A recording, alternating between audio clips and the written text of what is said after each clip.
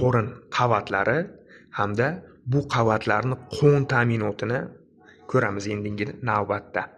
Xo'sh, qo'rinni qavatlari 3 qavatdan iborat. Mnemonik ta'sirotni kuchaytirish uchun ranglarni eslab qolamiz. Yuza faqat sariq, o'rta qavatga pushti, chuqur qavatga bo'lsa malla rang. Boshladik. Demak, yuza qavat. Qo'rinni devorini, yuza qavatini bizga hosil qiladi teri. Teri elastik, harakatchan hisoblanadi qo'rin devori. Ayollarda ayniqsa elastik, chunki homiladorlikda bilamiz qo'rinni hajmi ancha kattaradi. Kletchatka yaxshi rivojlangan va bu yerda anastomozlar ham yaxshi rivojlangan. Kava-kaval, portakaval anastomozlar, arteriyalar qo'rinni ko'ramiz o'zi buni va yuza fasya. Demak, qo'rinni yuza qavati teri, teroskletchatka hamda yuza fasyadan iborat. Muskullarni qoplovchi yuza fasya. Xo'sh, o'rta qavat. O'rta qavatda endi muskullar joylashadi. Qo'rinni 3 xil muskullari. Qo'rinni old guruh muskullari, old yon hamda orqa muskullar, bularga g'ilof hosil qiladi aynan xususiy fasya. Bu o'rta qavat. Chuqur qavat. Qo'rinni chuqur qavati ni hosil qiladi 3 ta tuzilma. Fasya transversali, ya'ni qo'rinni ko'ndalang muskulni fasyasi bo'ladi.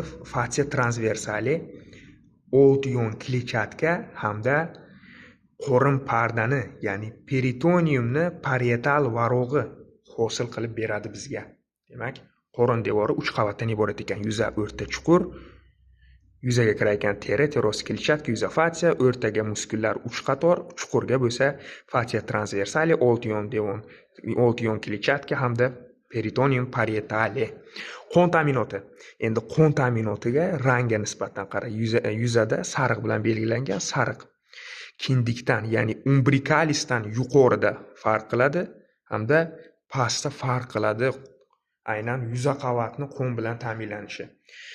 3 ta qavat qo'rinni, uchala devorni qavati o'zgacha. Shuning uchun ham mnemonika muhim bu yerda. Xo'sh,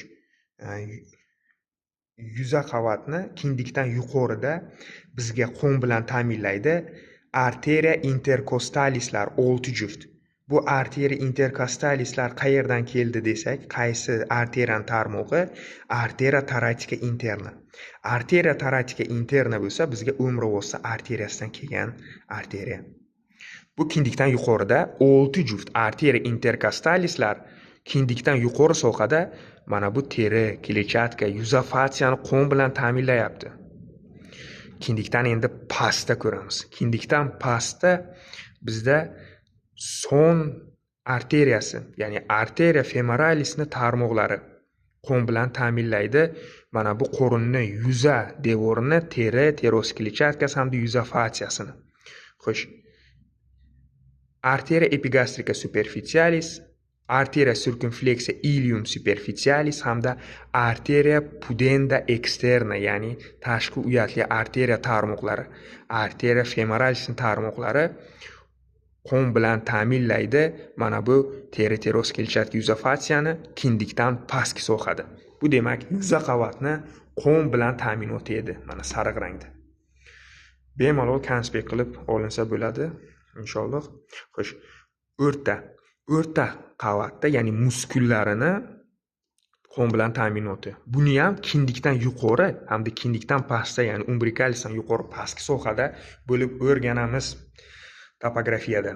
Kindikdan yuqorida xuddi mana shu arteriya intercostalislar 6 juft qon bilan ta'minlaydi. Sababi mana bu kindikdan yuqoridagi arteriya intercostalis mana bu teri, teroskletchatka, yuza fasyani ham teshib o'tib, mana bu muskullarni ham qon bilan ta'minlaydi. Old, yon, orqa guruh muskullarini qon bilan ta'minlaydi. Xo'sh, bu kindikdan yuqorida. Kindikdan pastda esa aortani visceral tarmog'i, ya'ni lumbal tarmoqlar, lumbal 1, 2, 3, 4lar qon bilan ta'minlaydi bizga mana bu muskullarni. Old, yon, orqa guruh muskullarini. Xo'sh, endilikda chuqur qavatni ko'ramiz. Ya'ni qo'rinni chuqur qavatini, mana bu fasya transversali, old yon kletchatka va peritonium parietaliga ham tomir kerak bizga. Eng osoni bu. Kindikdan yuqorida va pastda arteriya epigastrika superior et inferiorlar vositasida qon bilan ta'minlanadi.